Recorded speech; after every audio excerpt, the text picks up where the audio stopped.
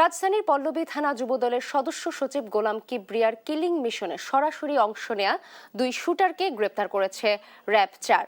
গ্রেপ্তারের সময় তাদের কাছ থেকে একটি বিদেশি রিভলভার ও গুলি উদ্ধার করা হয়েছে। শুক্রবার বেলা 11টায় রাজধানীর মিরপুর 1-এর পাইকপাড়া র্যাব-4-এর ব্যাটালিয়ন সদর দপ্তরের সংবাদ সম্মেলনে এই বিষয়ে জানান কোম্পানি কমান্ডার অতিরিক্ত পুলিশ সুপার মোহাম্মদ শাহাবুদ্দিন কবির। র্যাব জানায়, গোপন সংবাদের ভিত্তিতে চালানো এক অভিযানে এই দুই শুটারকে গ্রেপ্তার করা হয়। প্রাথমিক জিজ্ঞাসাবাদে তারা কিবরিয়া হত্যাকাণ্ডে সরাসরি জড়িত থাকার কথা স্বীকার করেছে। তার পরিকল্পনা অনুযায়ী এই কিলিং মিশনে অংশ নেয়।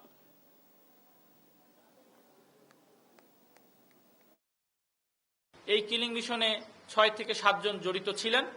আরও অনেকে যারা কিলিং মিশনের পর্দার পেছনে থেকে কাজ করেছেন তাদের বিষয়ে চাঞ্চল্যকর তথ্য আছে, বাট সেটি এখন তদন্তের স্বার্থে আপনাদেরকে আমরা শেয়ার করতে পারছি না।